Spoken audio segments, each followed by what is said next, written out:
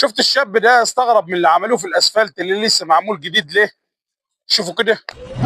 صباح الخير يا مصر. الشارع ده لسه متسفلت مفيش من كام شهر بالظبط.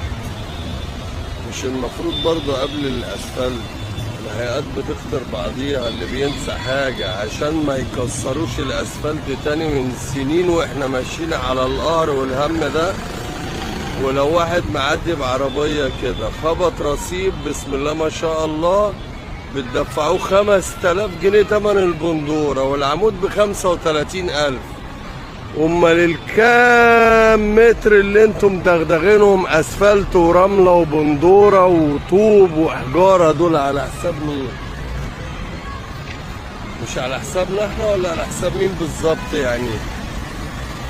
ده على حساب مين بالظبط ان شاء الله؟ يا ريت حد يرد علينا بدل الميغا اللي احنا ماشيين فيها دي. ومول الاسفلت ياكل عيش منين يعني؟ وعموما دي عاده فرعونيه قديمه. احنا بنفتكر بس مواسير المجاري وكابلات الكهرباء والنت وخطوط الميه بعد ما الاسفلت بيخلص. جاي عشان تغير الكون انت يعني؟ ابعتها لنا.